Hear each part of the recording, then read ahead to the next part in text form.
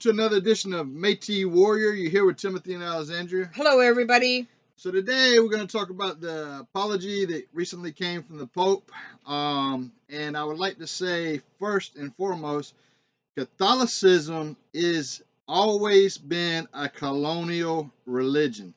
It is a part of colonialism. So understand that. If you're a Catholic, you're definitely in a colonial religion. And I'm a little bit surprised that some of our Métis people out there that are in organizations support a colonial religion. And so it's so far removed from the actual first teachings of Christ and Peter and James the Just that it's very disappointing that Catholicism has spread. So, and the reason why it has so many members today is because you think about as it being a part of colonialism, there's been a lot of ways, such as with the residential schools, how people were forced into Catholicism. That was definitely a part of colonialism, and these people, that's the Stockholm syndrome. Obviously, when a kidnapped child, they say that the kidnapped is always not always, but sometimes they have some kind of emotional connection or whatever to the kidnapper, known as Stockholm syndrome, and that is a result of some of these people that's been forced into Catholicism that has took this into their adulthood, and so I understand that. And before we get into our interview with Peter Aleck, and we all know that he's a residential school survivor from Kamloops School in British Columbia, and this is another prime example of colonialism and really just, and this is I'm going to read it because I when I seen it on social media, I just couldn't believe it. And this is a woman, a pastor, whatever what she wants to call herself. Well, she calls herself a child of God from Deliverance Tabernacle, and she had the audacity to say, and I quote, "The powwows are filled with witchcraft. If you attended, please be anointed with oil and pray over.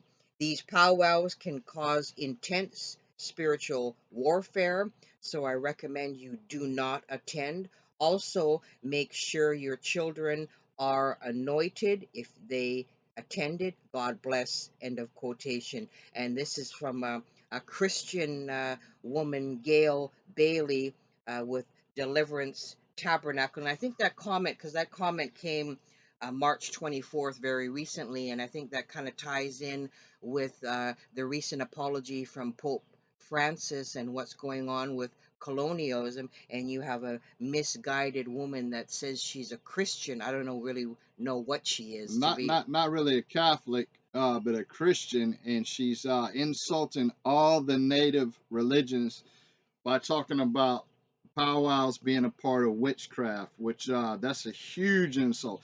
A matter of fact, this lady that runs this tabernacle, I would love to have a public debate, and we can do it live.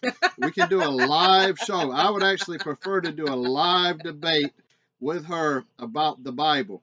She can pick any Bible that she uses, any version of the Bible that she chooses to use, and we can have an actual live debate. So when she sees this show, you're invited on because I would love to debate you about the Christian religion because I myself am a Christian, but there's no way, shape, or form that I view powwows as having witchcraft. That's a bunch of BS, and you should not never insult the native peoples and the native traditions, cultures, and religious, spiritual ceremonies in any way, shape, or form. There's a lot of businesses that will use the names and titles of certain spiritual dances, certain spiritual ceremonies as the name of their business, which is another insult and slap in the face. And I would never use any company that has their name of their company is titled after a spiritual ceremony or some type of dance or anything like that. That is also wrong and an insult as well, in my personal opinion. And I can assure you, I've been to many powwows in my time, and they had nothing to do with witchcraft. And I think this woman probably is from outer space somewhere. Maybe she should stay on Pluto or wherever she's from. And they do children's Bible study, and that's the scary aspect again, that they're warping or have the capacity to warp children's minds against indigenous people, and that's absolutely disgusting. So again, this woman in from Pluto or wherever the hell she is from shouldn't even call herself a Christian. And again, we're speaking with Peter about the recent Pope's apology. And the thing is that we need to ponder is, why in the hell did we have to ask for an apology in the first place? I mean, this has been going on for years and years, decades and decades. The Catholic Church knew exactly what they were doing is dead wrong. Why would we have to go and beg for an apology? And why would we have to gift an abuser gifts? Well, I wouldn't say the current pope is an abuser, but what I would say is he is the head of an organization that has abused and murdered many people for about 800 or 900 years now, maybe even, no, I'd say about 900 years max. They've been murdering and abusing people, even still to this current day. And he's the head of that organization, the Pope. And you know what? For the people that took him gifts, what you did was disrespect every residential school survivor, and you figuratively spit on the grave of all the murdered children of residential schools. That was not cool. There's no way other than I can view that than being an act of vanity. It's like, ooh, look at me. I'm going to get some media coverage here because I got a gift for the Pope. And that was not the agenda. The agenda was to go over there, bring attention to the residential school survivors and those children that were murdered.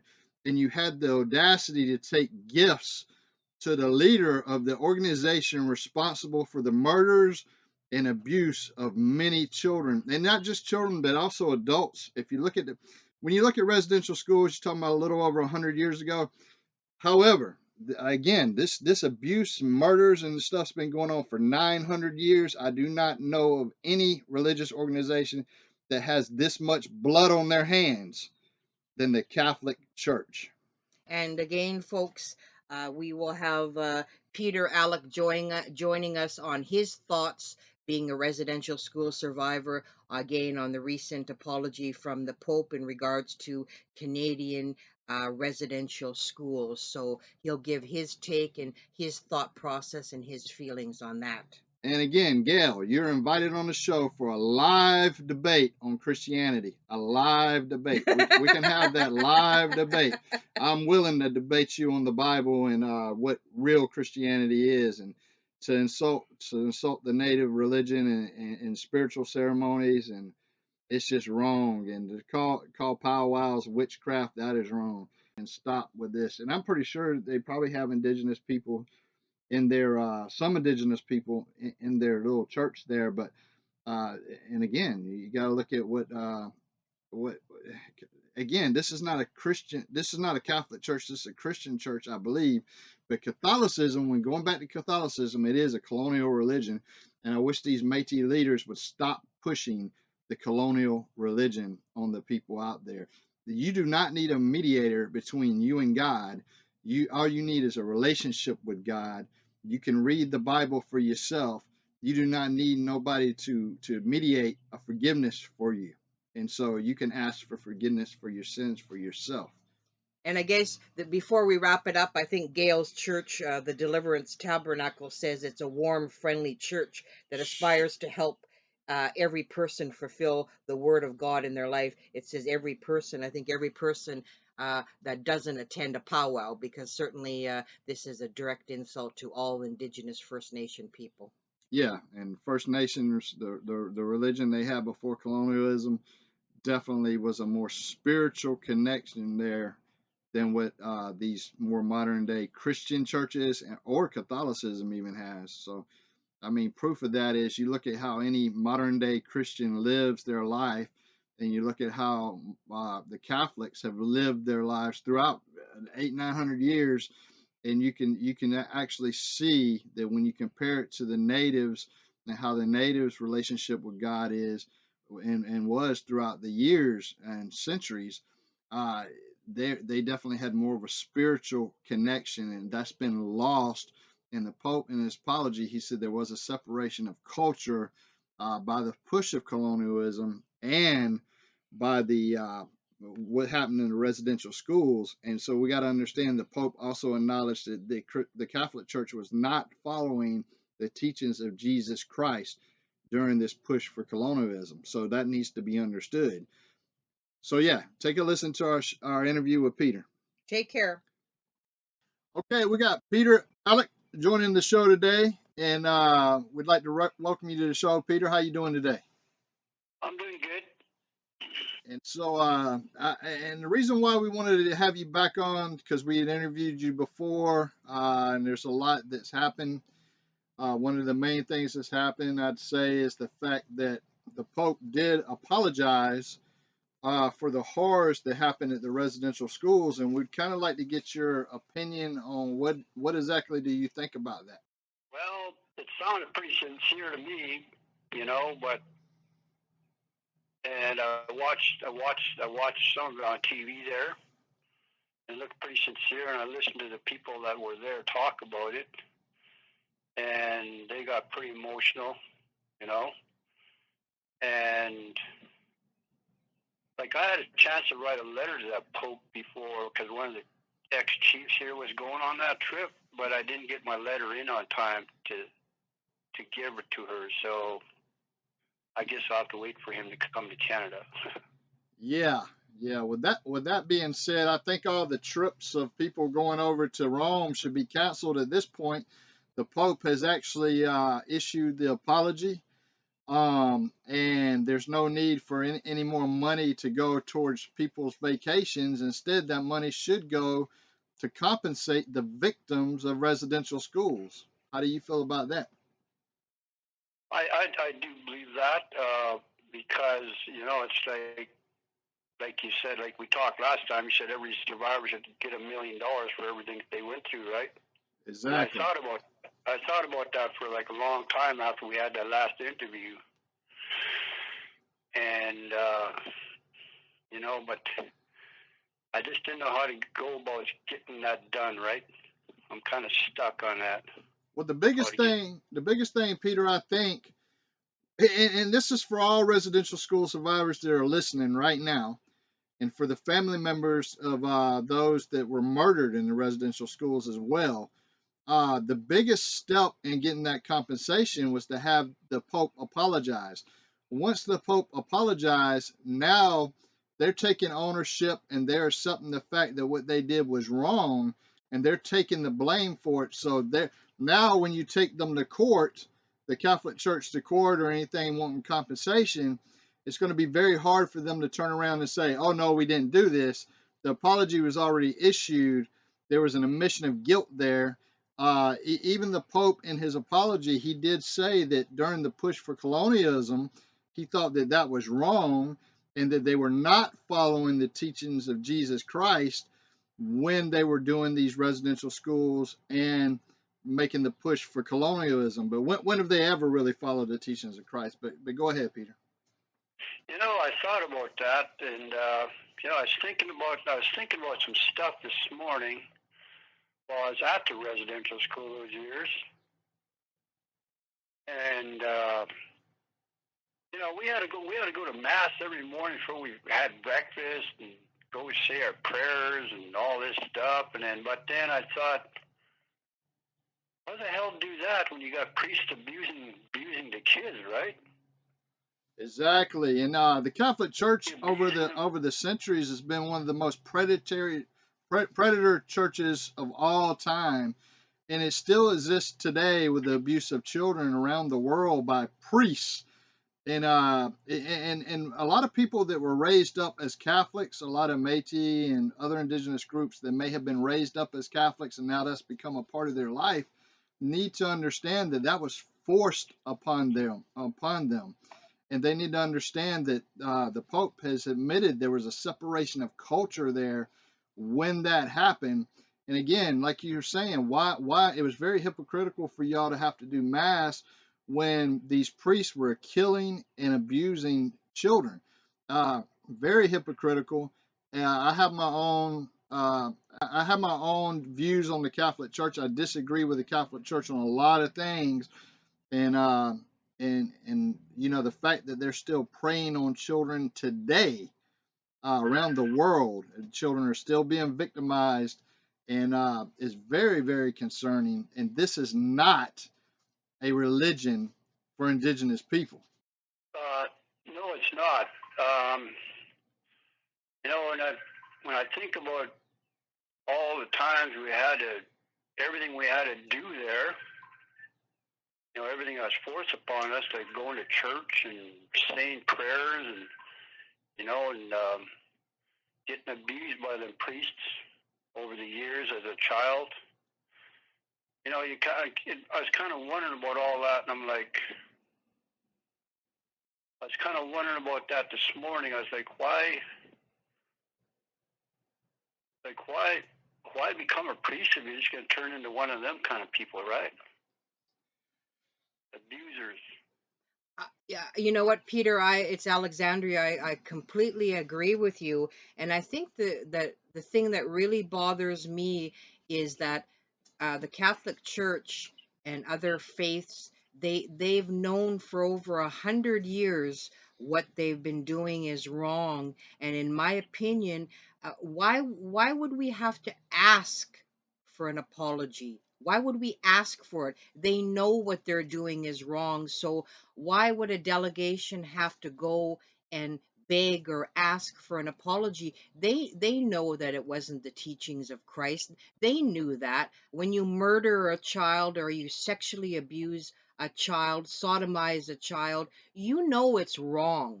So why would we have to go and ask for an apology? That's what I don't get. And I know that I'm not diminishing the survivors that went to the Vatican to speak to Pope Francis. I'm not diminishing them and their ability to tell their personal stories, but why in the hell would we have to ask? You know, Pope Francis, all you have to do is look on the news, all the burial sites of all the indigenous children at residential schools all across Canada. I'm sure he has access to the news, the media, and to me it's very demeaning that you have to go and ask when they know what they did was wrong for over 100 years. And real quick, before you mentioned in the over 100 years, we're just talking about in relationship to the residential schools in Canada. However, they've been doing this stuff now for what 800-900 years. They've been actually murdering people. Innocent people's blood has been shed by the Catholic Church. Make no mistake about it. This is one of the few churches that I know of that's actually full of predators and have the most blood on their hands. No, I don't know of any other church that has this much blood on their hands as the Catholic Church does. But go ahead, Peter. Well, you know, when I think about being a child there, right, and the stuff they made us do when I first went there, the first 4 or 5 years when the priests were running the place, you know, that was you know, you get whipped a lot, you get abused a lot, you get physically abused, verbally abused, sexually abused, every kind of such abuse that you can ever suffer. Well, let me ask. And you know, and I went through all that before the age of 10. You know. Yeah, I know, and knowing everything that you went through, going on what Alexandria was saying a while ago, how do you feel about them? Basically, it seemed like they were begging for an apology, asking for an apology, versus the church just going ahead and apologizing in the first place. And if they were going to go over there, it should have been demanded. How do you feel about that? Well, I would never go there and beg for an apology. That's not. I don't know what to think of them people. Like, it's good, I guess they went there if that's what they felt like doing. I don't think it for myself. When I watch it on TV, when I watch that on TV, I I didn't really know what to think of it myself.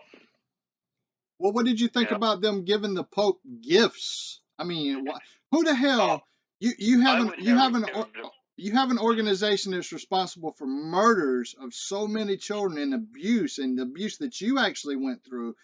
Who would make a gift and give it to the Pope before? I mean, you know, in hopes of an apology. How do you feel about the gifts? I didn't think that was right. Not myself. You No. know, I don't think you should give the Pope any gifts. I don't think he deserves anything. And you know what, Peter? This is a comment that I seen on publicly on social media, and I think this puts it into perspective for a lot of indigenous people. And I quote: "Before we start giving the Pope gifts of moccasins and sealskin arts, can we make sure our youth have access to that traditional stuff? There are so many youth that can't afford regalia. And here we are giving it away to the very people that try to cancel our traditions and culture." End of quotation. So it would be almost the same thing as you, Peter, one of the priests that verbally, physically, sexually abused you, turning around and giving this priest a gift. The Pope. The Pope, they did it to the Pope, who is the head of the Catholic Church, but still, it's the same thought process. You're gifting the abuser of gifts. You know, when I think about colonialism and all that, right? Mm-hmm. And I think, and you know, I did do a lot of reading on a lot of different stuff over the years.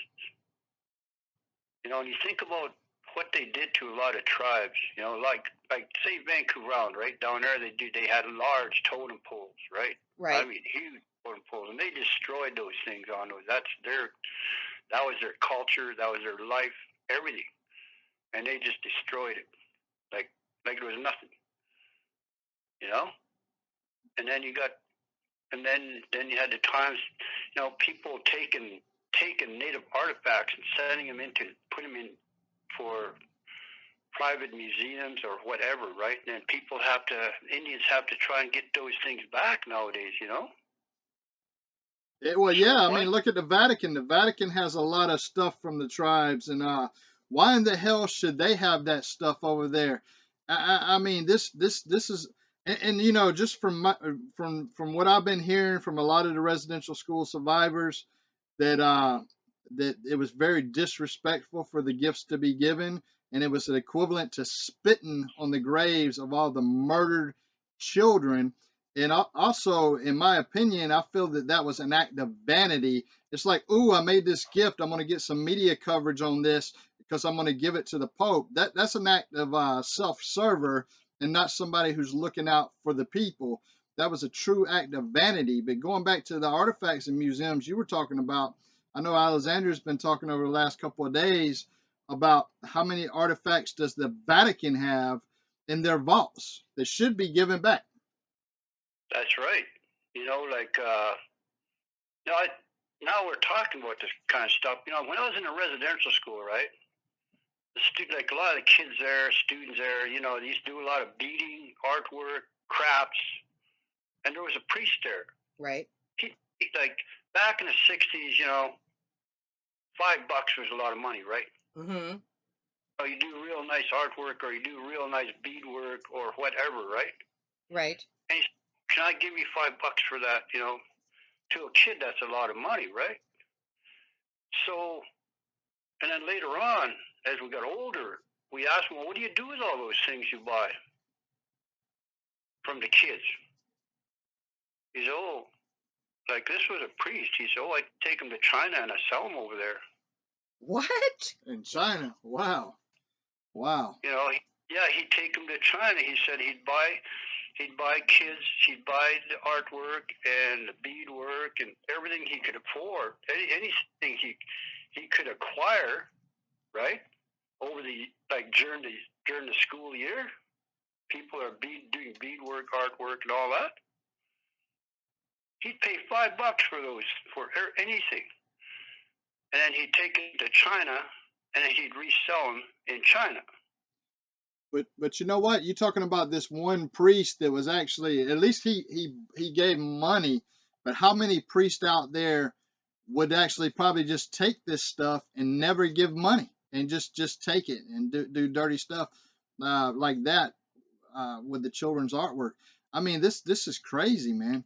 Yeah, you know, it's like there's probably a lot of that going on, even when I was there, but a lot of it we didn't see, right? Right. Because a lot of kids had to put their artwork away in a certain room for the night or for safekeeping. And who could get at that artwork? Only the priests could get at that artwork, right? That's right. You know, they could say, well, if you go get your stuff, I don't know what happened to it. Like, it's missing, right? Then you got to start all over again. Like, there were some real deadly artists and beadwork people that knew how to beadwork and all that in there, man. There are like lots of kids in there knew how to do different stuff, right? Right. And yeah, I mean, to me, it's, in my opinion, whether you've given $5 or not, you're still exploiting indigenous children. Whether you give them $5 or not, is just exploiting them further and selling it to another country. And to me, it's just another sickening aspect of a residential school experience to me, and it's just disgusting. And in actuality, the children should have never been in the residential schools in the first place. And let's be real.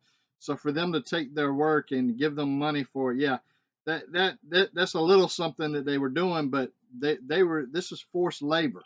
What they were doing Yeah. was forced labor, and it was wrong on all levels. And the Catholic Well, Church when is you think wrong about about many things. when you think about forced labor, right? All the kids that I was in residential school, we all had different jobs, right? Right. In there, everybody had their own thing, and then it's like mop the floors or do the dishes or whatever, right? Yeah. It didn't matter what it was, but that's what it basically was, forced labor. Yeah, exactly. And I'm going to tell you that there's a lot of people that has written the Pope, has communicated with the Catholic Church over the years, and especially on this recent trip. Even though we had self-servers and people acting out of vanity, there's no other way I could describe it other than vanity.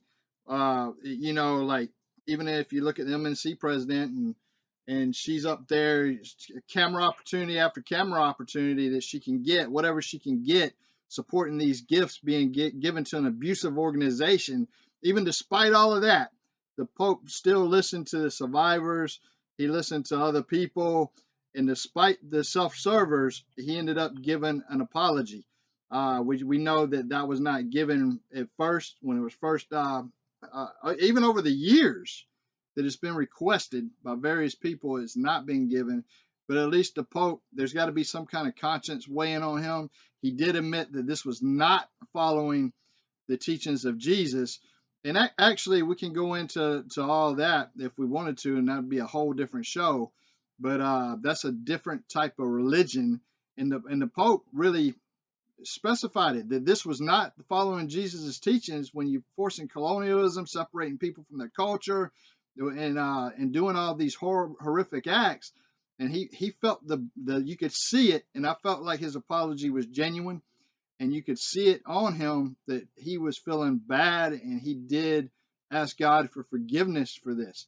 But we will never forgive and forget. But before we go any further, Peter, I think it's important for our listeners to understand that just in recent times, in 2009, former Assembly of the First Nation National Chief Phil Fontaine met with Pope Francis's predecessor, Pope Benedict, and at that time in 2009, Pope Benedict issued an expression of regret in 2009, but did not officially apologize. So, there's been delegation after delegation that has gone to the Vatican seeking an apology, again in 2009 with Pope Benedict, and expressing regret, but no apology. So, what was the hum ha or whatever about a simple apology? We're now 2022,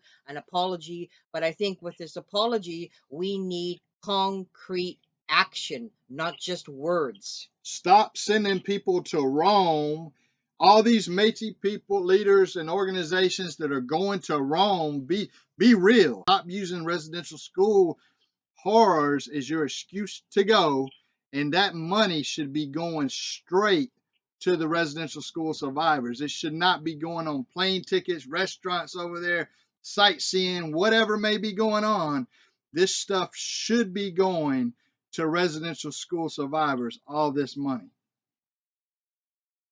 Yes, it should be going to the residential school survivors. Like, I don't really know how many of them guys who went on that trip actually went to the residential school, Well, Some of them say, oh, my grandmother went.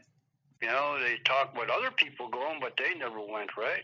Well, I know Cassidy Cassidy and her. That woman hasn't even been in office for 7 months, not even 7 months, and she's already taken her ass to Rome. Instead of doing that, why not take a residential school survivor in that place of the fiance?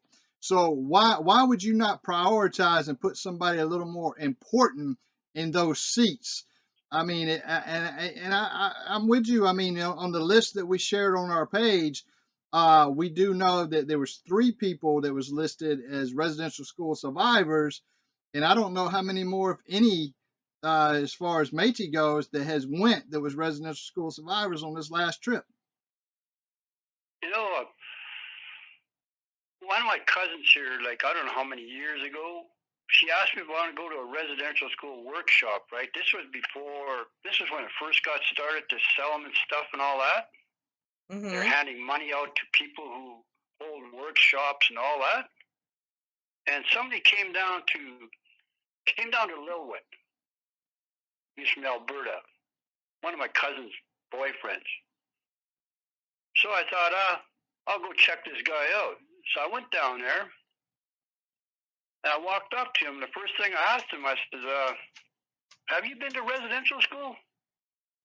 He says, no. I said, so how the hell are you going to help me?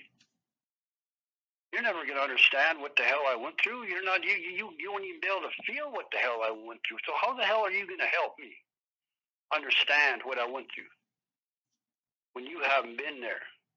How are you going to help anybody? Exactly. If you haven't been there, you don't know what the hell you're talking about.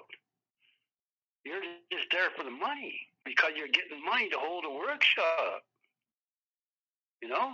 Yeah, and there's a lot of predators that do that. We know that there's a lot of people that take advantage of our nation, people in our nation, for money. Go ahead, Alan. But before we get any further, Peter, I know you were talking about students at the residential schools making beadwork and stuff like that. It's interesting what's come to light now, and this was an article that was posted March 29th, 2022, and there's a Canadian researcher that is challenging the Vatican's claim that its indigenous articles were gifts. So when the people that were on the delegation to meet the Pope, they went to go see all these indigenous articles, and they were told they were gifts. But a Gloria Bell says she's found evidence. Residential school students made souvenirs for the Pope. So that's how a lot of the artifacts. She's a Canadian art expert, and is challenging the Vatican's official account on how they acquired tens of thousands of indigenous artifacts from countries around the world, including Canada. So her research has pointed to students, children at residential schools making souvenirs for the Pope. And that's why they've gotten a lot of these indigenous artifacts. And you were talking about students doing beadwork or anything. So this researcher is challenging the Vatican's claims. So that's absolutely disgusting that the Vatican, it's alleged that they're showcasing indigenous art from students at residential schools. Absolutely appalling. And in many cases, these children were kidnapped and taken to the they were snatched from their families and taken to the residential schools. So I mean, this is wrong. It's stolen Yeah, it's regalia. wrong. You know, I was talking to one of my friends here just before you called on Facebook, Mm-hmm. and I was going to do this interview, right, because she's a residential school survivor herself.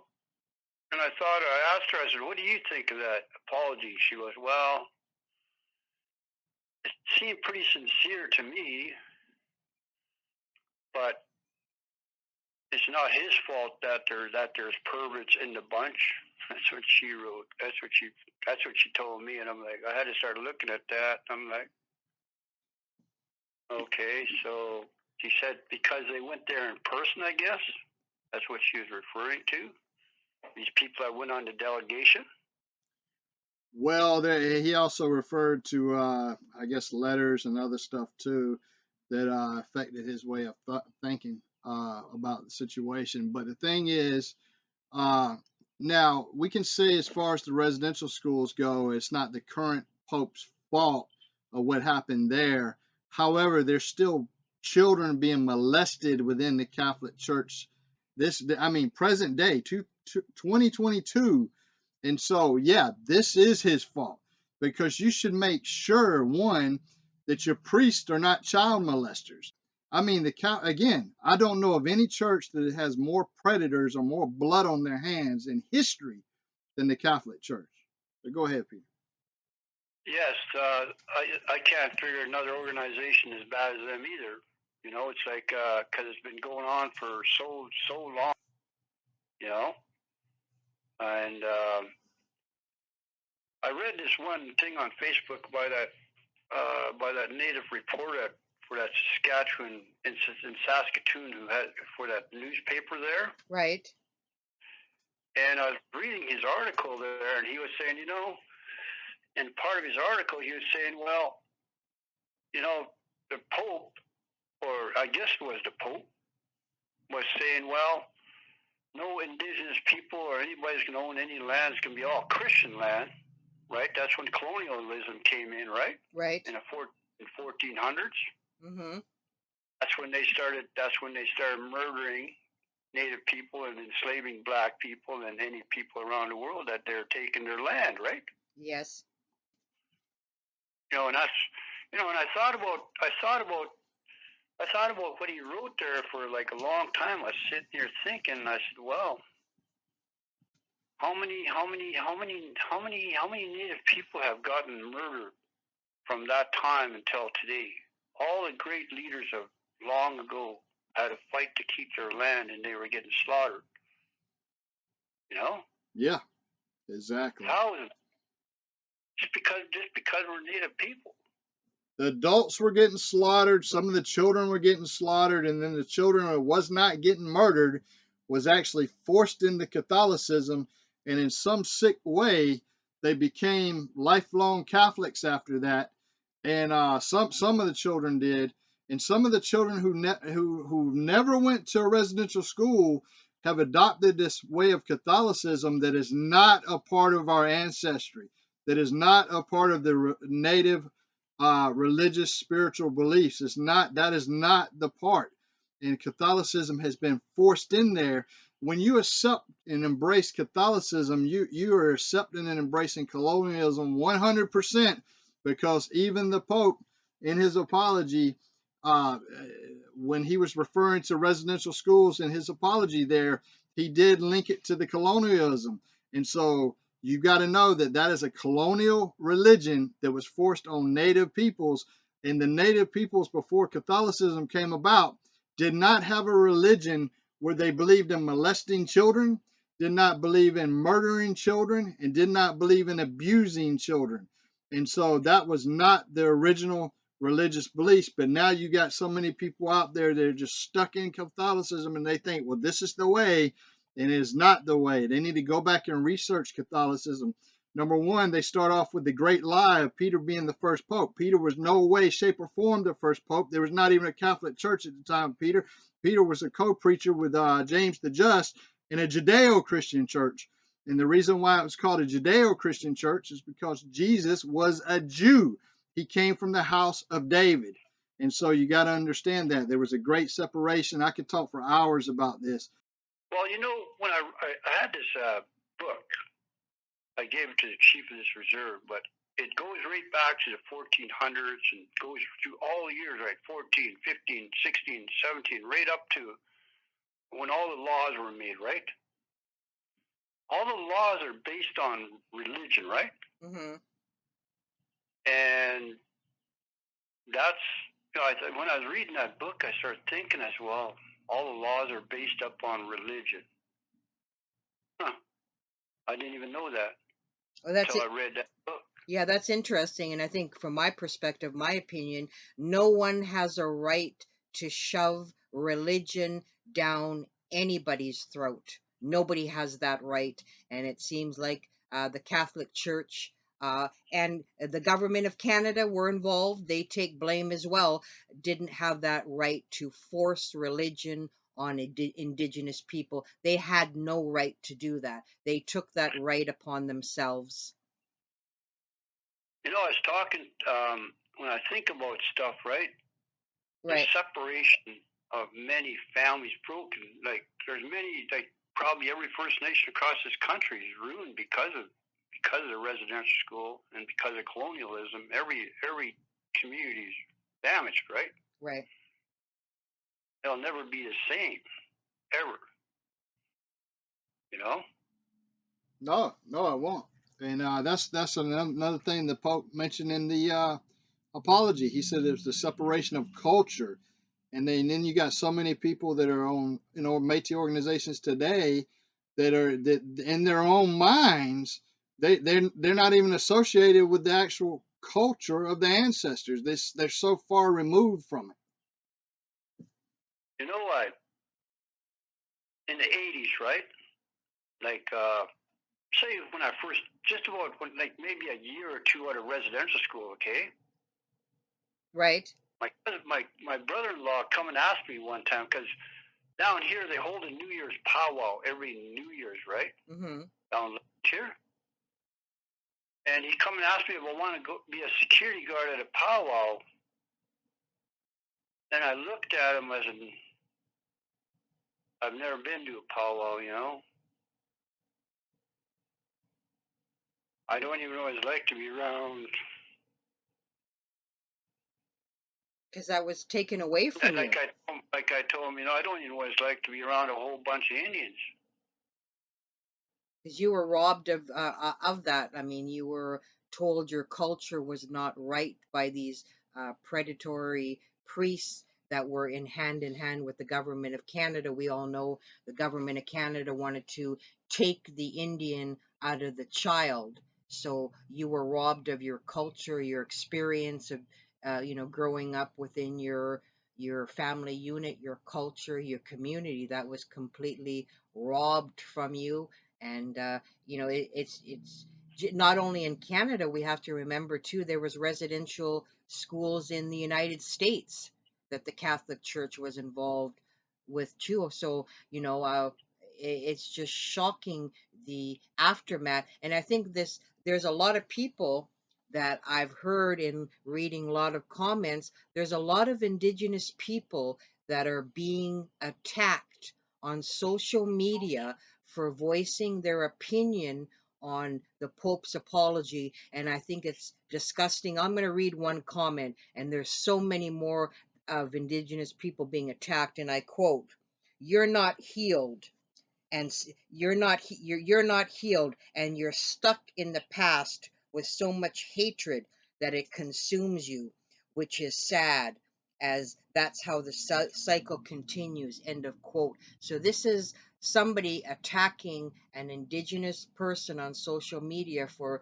voicing their emotions and opinion about the Pope's apology, and that's just one of many attacks. You know, when I think about, like, for me, right, as an individual, I went to the residential school. Um, all my friends were residential school survivors. And today, like, when I walk around my community here, you try, it's the disconnect is just so bad here, right? In my community here. Right. Like this morning, I took my dog for a walk, and I seen another band member just down the road, right? And I was walking my dog. Okay. I said good morning to him. He didn't say. He didn't say nothing. Just I'm kind of like, that's how disconnected I know. So I continued walking, and I started thinking. I said, wow, that's how disconnected this community is. A guy can't say good morning to his another band member in this reserve. He just kind of doesn't say nothing, right? Doesn't even acknowledge you. Now I think they clear up. I wanna make sure that our listeners are a little bit clear on this. You're a band member, right? Yeah, I'm a band member. Okay, and that's what I want our listeners to understand. First Nation. First Nations, and I'm First Nation. Okay, so a lot of people didn't. Well, I guess we should have addressed that at the beginning of the show, but I'm glad that. Yeah, it's like you said, people within your own community. It seems like disconnect. When I think about it, like in our community, we got people that never went to residential school, and we got people that went to residential school. Okay, the ones that didn't go to the residential school, they're the ones that just don't understand. The ones that did go, right? Yeah. And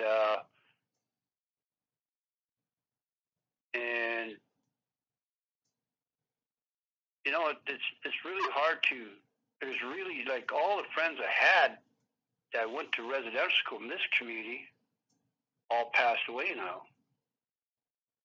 So it's really hard for me to make new friends, right? I grew up with these guys, right? Yeah. And in this community, it's kind of like it's really hard to make friends now because of the younger generation, right? They don't understand you. They don't want to take the time to understand you, right? Yeah, I would have never made no gifts. Even though I was a younger generation guy, I would have never made no gifts to send to the Pope, ever. Well, you know what? It's just, and I think the thing that bothers me too is when specifically I'm just speaking about the Métis delegation, and I know that there's a lot of Métis residential school survivors, and to only have 3 of them attend, they could have had more, and I was really disappointed in that. It should have been the focus on having as many residential school survivors, Métis, for the Métis delegation as you could. And another point is, I really don't think a trip to Rome would have been necessary. I think that the Pope should have came to Canadian soil and should have toured the various grave sites of the children that they found. That should have been the focus. And I know that the Canadian Catholic bishops paid for transportation or whatever for these trips. That money could have been given to residential school survivors. And I know they said that maybe in July 2022, the Pope is coming to Canada. Focus on having the Pope come to Canadian soil, having the Pope stand in front of graves of unmarked children would have had the greatest impact to see that, and then have survivors meet with him there to give a proper perspective. That's my opinion. But then they wouldn't have been able to go on their little trip to Rome. See, and these bishops, they're planting their seeds in the wrong field. Like they just playing with these leaders of organizations and these people in organizations, and they don't realize they need to be speaking to the people, because it doesn't make a damn if you want to take a certain amount of people to Rome that's not going to change the opinion with the people, man, because we know that's an ass kissing maneuver, and that's not going to work with us. That's not going to work with the residential school survivors, and that is wrong. That you're going to say, okay, we're gonna please this group that's on this board, and these groups are leaders. No, man, you need to get down and come to Canada and actually, like Alexandria was saying, visit the graves and actually connect with the people, not send a certain amount of people on a little trip. And like you've said previously, you were at the Kamloops residential school. Don't you think it would have been so impactful if the Pope would have went to the mass graves at various sites where yourself, Peter, you could have been invited to give your account, bring your letter to him. And I think when somebody is standing over mass graves of murdered children, that is a picture that is worth many, many words, and it would be so profound for the Pope to see these children thrown in unmarked graves. Yes, yeah, it should have been. It should have been that way. That's the way it should have happened. He should have came to Canada instead of people going to Rome, right? Yeah, And exactly. like I didn't even know these people were even going to Rome until maybe a week ago. Maybe somebody somebody actually sent me some on Facebook. Said, "Oh, do you want to write a letter to the Pope?" I'm like, "No. Like, what am I going to say to the Pope? I got nothing to say to the Pope." Yeah. Like, I didn't even know this trip was even happening until like a week ago. Was there anything that we haven't covered in this show that you would like to talk about, other than what we've been addressing? Well, when I think about people going there, like to me, it just I don't know. It just doesn't just and so it's just an unsettling feeling that residential school survivors and people that had to go to Rome to get this apology, like you're saying, should have never happened. That's not right. No, it's not right. And Like it's an unsettling feeling. Like you said, I could have wrote a letter if he came to Calais Indian Residential School and seen a mass grave, or I could have just made my trip to Calais to address the guy myself, right? Like what I would have liked to see for before they went to be, I don't know who planned this trip to Rome or this delegation, right? yeah, They should have came to every community that had residential school survivors and talked about this, right? yeah, they should have. And but I didn't get no notice of anybody going on this delegation going to Rome or anything like a week ago, maybe. The whole thing could have been organized different rather than organized the way it was, right? Yeah, Like some yeah, you're right, Peter. like some people like the camera, they like the. Yeah, they like the camera. Oh I'm my funny you God! should say that, Oh my Peter. God! Don't get I Timothy I started. I stepped away for a minute, but I have to come back on that one. Let me come back on that one. We know, and Peter, within the Métis National Council, with the president there, she's been in office less than 7 months, and the only thing that I really see her do is just picture, picture, picture, video, video. It's like, come on, man, this ain't about you. No, this you talk about some people love the camera. You're right, and I'm sure that you see it over there on your end as well, right? Yeah, like I talked to my friend in Counts, right? She lives on the Counts Indian Reserve. Right. But she talked to me about the chief over there. She talked to me about the 215 graves they found over there, right? The mass graves. Right. And she's kind of upset with the chief of her reserve, right? Because she said the chief is nothing but a publicity hound, right? She wants to be in front of that camera, right? So I'm talking to her, and she's upset, right, about the way the chief is doing things, right? Yep. It's more or less about. She says kind of like because there should have been other reserves like they did some kind of ceremony over there, I guess, after they found the graves. But I guess there were some communities that weren't even invited that had residential school survivors in the Kalamazoo residence to attend this ceremony, right? Yeah. So that's what got her upset, because she's got cousins from that reserve that went to the residential school and they weren't even invited to the ceremony, right? Elders and all that. Wow. So so she was pretty upset about that, and I'm like, yeah, that would be pretty upsetting, this, because this reserve is only like maybe half hour out of Camels or so, not even. And they didn't even get invited to the ceremony. They didn't even get an acknowledgement from that chief, right? Yeah, that's bad. Like every reserve's got survivors, and like she could have sent a notice out to the chief of this reserve, said, yeah, okay, we're going to do a ceremony in Calais. If you got survivors, we would like them to attend, right? The ceremony. That would be the right thing to do. After they found the mass graves, eh? Yeah. But nobody knew about it. No. It's like, because that's what she told me. She was upset with her chief because her chief was nothing but a publicity nut. and that's the problem. That's the problem that we have. It's all about these people's. They're a lot of these people are just self-servers. It's they're not serving the people. I mean, we see it in the Métis communities as well, and so it's very rare that you find someone that's a good leader that's there for the people and not about themselves. And at the end of the day, it's the good leaders that will be remembered throughout history.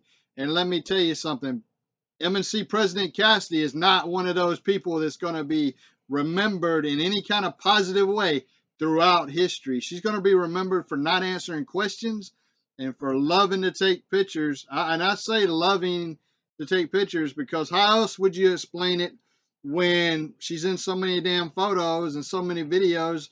There was a veterans tribute thing that came out, and I seen so much of her in it, it sickened me. And so, I mean, I was literally sickened because it should have been about the veterans, not about her. We had a chief here, okay, Right. on our reserve. And I went to a chief and council meeting. And he was like saying, I think the people should show us some respect. Now, I'm sitting there, that really upset me, right? Right. So I got up and I jumped up on this great big table and walked across this big table in our boardroom. And I knelt down in front of him where he was sitting. I was telling him, to get respect, you got to earn the respect. That's right. It's not just given. Mm-hmm. That's what I told him. I said, you got to earn the respect of the people before people start giving you respect. People just don't give respect if you don't earn it. That's true. And he was like, he kind of looked at me there because, like, since I'm a residential school survivor, I'm a pretty straightforward person, okay? I'm not afraid to say what's on my mind. That's good. When it comes to a lot of stuff, I'm not afraid to speak up, and I'm not afraid to say what's on my mind. If something needs to be said, I'll say it. That's good. And people ask me, why are you like that? I said, well, if you didn't learn how to speak up in residential school, you'd be getting beaten down every day. If you didn't learn to defend yourself, you'd be getting beaten down every day. You'd be like a mark to all the other kids, even to the priest that you're that you're not willing to stand up for yourself. That's right. You become a mark, is right. They'll pick on you further because you'll be submissive, more submissive. Like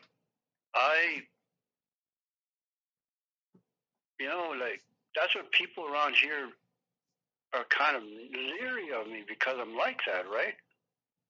I'm probably one of the very few around here that are like that. My older brother was like that. He went to residential school. But, you know, it's like, that's what I find with people that went to residential school and the ones that didn't go to residential school. The ones that went to residential school aren't afraid to speak up, right? Right. Because you had to, you know, you had to learn how to use your voice in there, you know? If you didn't, Sometimes but it was, sometimes it was, like you said, an aspect of survival, really.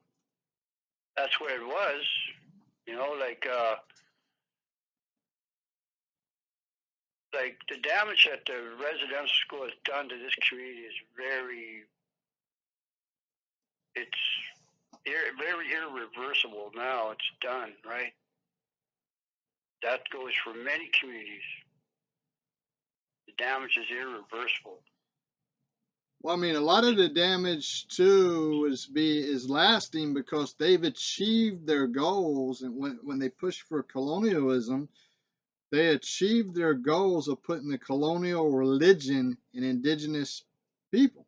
And although it's not in a lot of indigenous people, it did stick and hold and has been passed down through the generations over time here, with the children and grandchildren, etc., that's been brought up in this forced religion. There's a terminology, a psychological terminology, that when someone's kidnapped and they get some kind of bond, like the kidnapped person gets a bond with the kidnapper.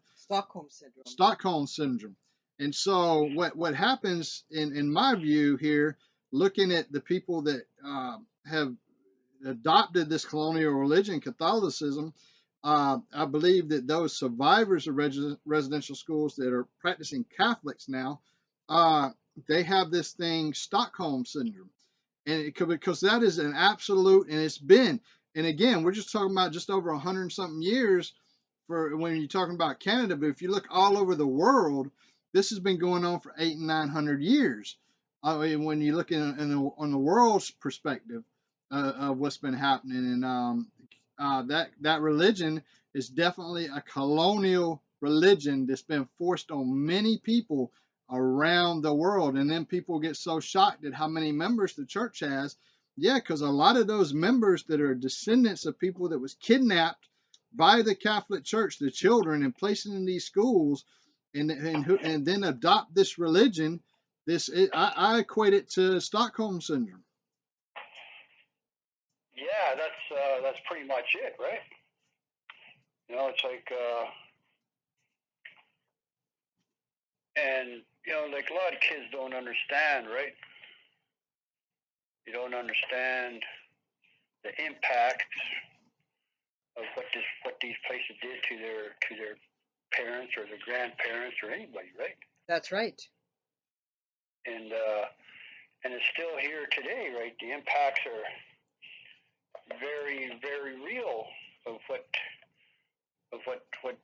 it did to the people. Right. You know, because you know we've had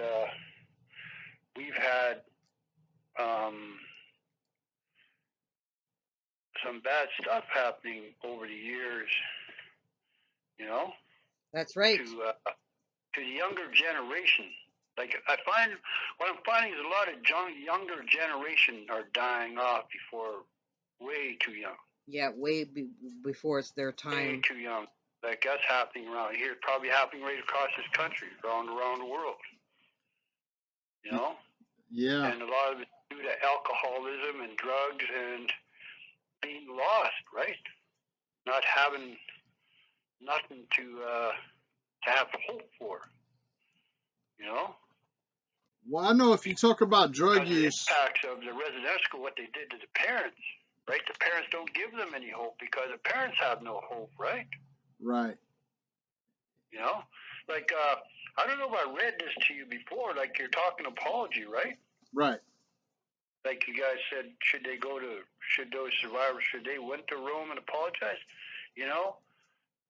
I took this workshop, and that lady gave us like 5 minutes to write something, maybe 10 minutes, not even 5 minutes, maybe. And this was to the children and the grandchildren of the residential school survivors of the people that were attending it, right? Right.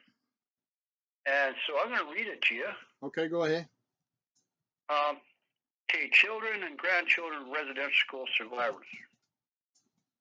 We would like to apologize to you, and we say we are sorry for all the confusion we have bestowed upon you, because we as residential school survivors did not understand what we were doing to ourselves. We did not know it would have an impact on your lives because of the way we were behaving. As residential school survivors, we also had to go through a lot of pain, loneliness, confusion. When we were kids, being separated from our mothers, fathers, brothers, sisters, and communities, and the loss of our culture, our language, our native teachings. Most of us did not know where we belonged when we finished with residential school. Most of us left as young children and came back young adults to a life of alcohol, abuse, and shame. We did not know how to show feelings, love, or affection, or emotions. With help from people like Jane Middleton Moss, we as residential school survivors, we can start to heal all the pain and unwanted feelings we have in ourselves, and give our children or future generations a brighter tomorrow starting today. I wrote that back in the 80s, way before anything to do with residential school settlements or anything. I wrote that back in the 80s.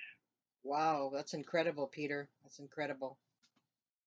You know, and yeah, that woman only gave us like 5 minutes to write something, right? Because all the kids and the grandchildren were going to be coming to the ceremony for our grad when we finished that program, or we finished that week-long course.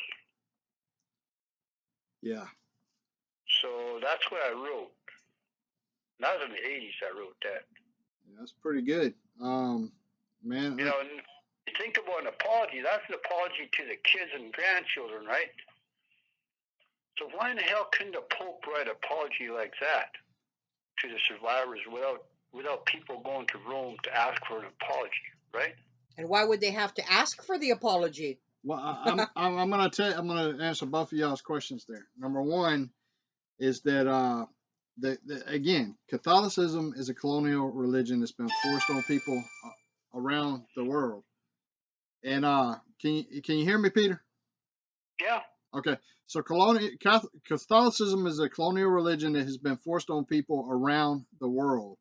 And what we do know is that as far as the apology, why it took so long is because once this apology came about, now the door is wide open for lawsuits against the Catholic Church. Wide open. There's an admission of guilt there. We all knew they were guilty. It was just that admission of guilt where they took the responsibility is now open that door for residential school survivors to further go in and actually get successful lawsuits, I feel, because now you do hear this admission of guilt from the head of the Catholic Church. And that's why it took so long to get the apology. And the other reason being that them being a colonial religion, they're not going to want to go ahead and just willingly admit their wrongs when they're supporting colonialism. And even though he regretted it, and this Pope's apology was genuine, and he talks about the wrongs of colonialism. I mean, it was obviously there, right? And so, Yep. you know, that is why.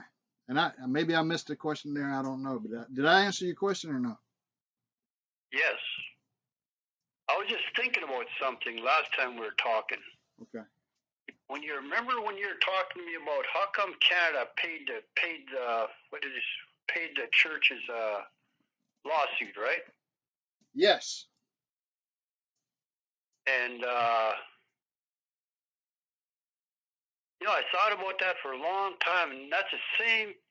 You know, yeah, I think why Why did Canada pay the churches?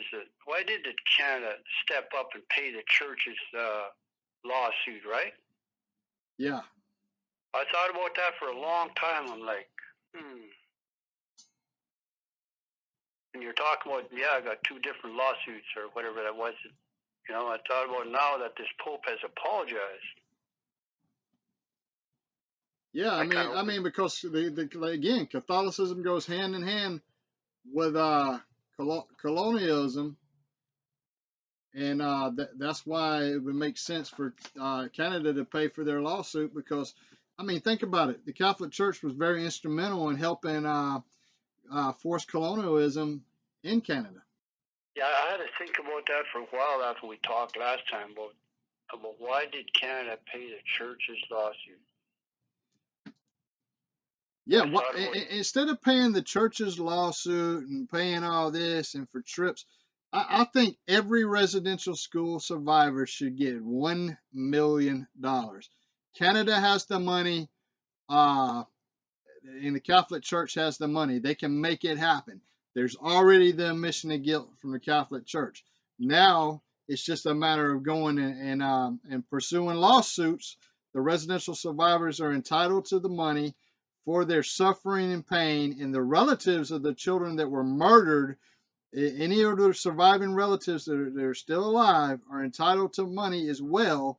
And so, I mean, absolutely, they should be given money, and I think everybody should be given $1 million. And I think Canada and the Catholic Church needs to pay that money to the residential school survivors, and not pay it to a damn organization that takes a percentage of it for themselves, because that's bullshit. It needs to go straight to the survivors. Yeah, I believe that. That's the way it should have happened the first time around. You know, it's like when I think about, when I think back to first year out of residential school, right? Right. I had an empty feeling. I had an empty feeling for like a long, long time, right? Right. Because you're just so used to routine, right? Year after year, right? Right. And you finish with that place, and then you kind of come home, like in my apology there. When you finish with a place, you don't know where the hell you belonged, right? That's right. You know, you don't know, like, it's like, what do I do now?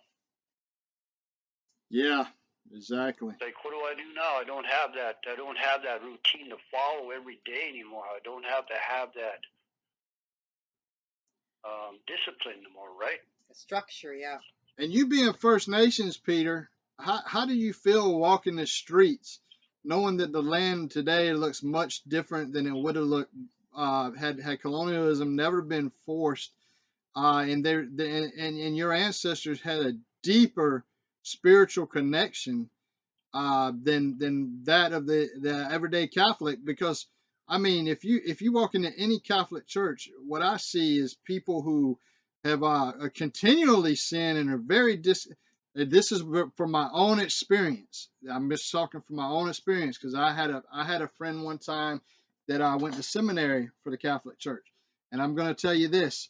I tried to talk him out of it, and there was no way to do it, and he still went. But the thing is, um, that there's so many Catholics that are disconnected and does not have that spirituality or that true spiritual connection with the Creator, and it's a shame, man. It's a shame that these children, these survivors, people such as yourself, have lost the traditions and the spirituality that you would have had colonialism and residential schools never came about. You know, I've been thinking about all that for a while now. You know, I just can't connect with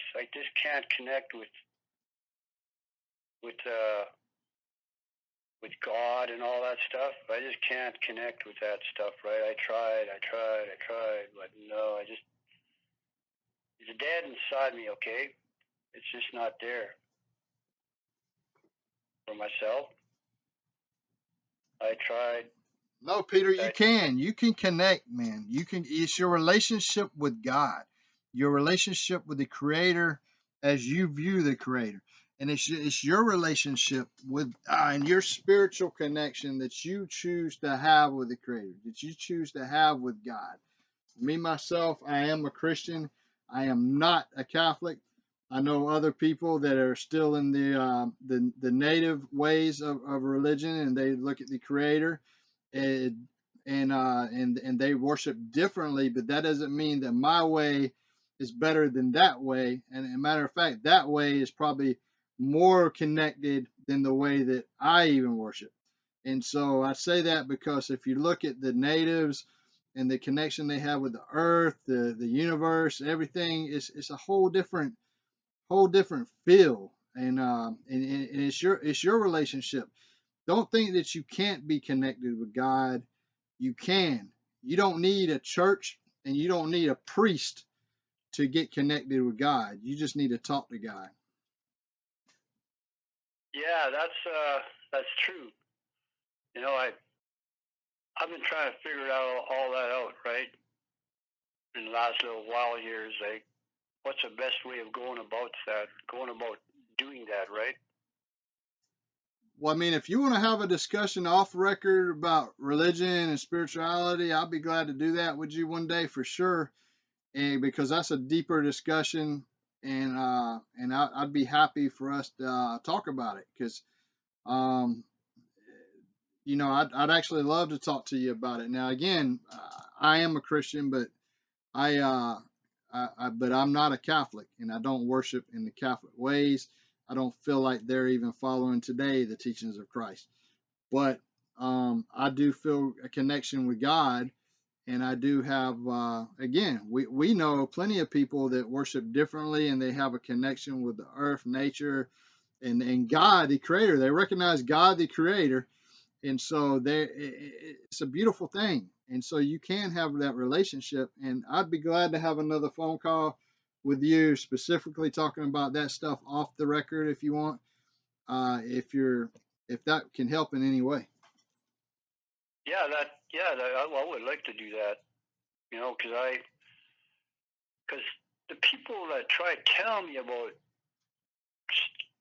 God and all that stuff, right? They're non-native, so I don't understand and they're Christians, right? So I don't. Yeah. I just don't. I just can't connect with because I'm finding non-native and native have two different points of view of God, right, or the Creator, or whatever you want to call him, right? Yes. Like, and yeah, I just need. I would have to talk to somebody that would understand or would know how to go about doing that because I don't know how to do that. I'd be happy to talk about that with you, and we can have another call. We'll set up a time to do that, and we can go over different options for you. My path is definitely a Christian path, but I also know the pre-Christian spirituality and connections, and it's definitely something we can talk about because and that's the thing. When Catholicism came about, they thought, okay, well, the natives they're not worshiping correctly. Well, who's to say they wasn't worshiping correctly? Who's to say that? What makes their religion any better than what the natives were doing? Are you telling me that the natives, if the Catholicism hadn't came along, then if if Catholicism hadn't came along, then that the natives would have never worshipped correctly? That's wrong. I mean, who? I think the way that the natives were worshiping it originally before Catholicism was just as potent and real as Catholicism. Matter of fact, I don't even believe in Catholicism. I watch these things on YouTube. You know, people talking about God and all that stuff, right? Yeah. You know, I sit there and I watch it.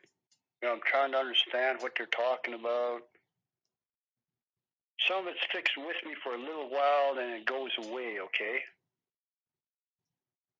Right. And then when that show is over, it just kind of everything just kind of goes away. I just kind of forget about what the guy said, right? Right. Because I just can't connect with that stuff. I think you can. I think you can connect. It's just I think a lot of traditional Christianity is not the proper Christianity. They're not teaching what Jesus taught. I mean, they're so far removed from what Jesus taught that it's just crazy. Yeah, I like I don't know. I haven't been in a church for so long. I just can't remember the last time I set foot in a church myself. It's been a long time since I set foot in a church. Yeah.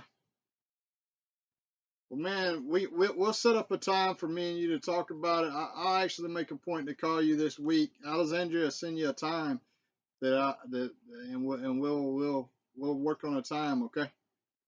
Okay, that sounds good to me. All right, man. Well, hey, we appreciate you joining the show, and we'll send you the link when it comes up. Okay, and we appreciate you joining for sure. Okay. Okay, thanks a lot. Okay, thanks, All Peter. right, We Peter. appreciate it. Enjoy the rest of your day. Thank you. You too. Hey, we'd like to thank Peter for joining us on this show, and we also would like to say that not all Catholic priests are bad. We're not saying that at all. We're not saying all Catholics are bad.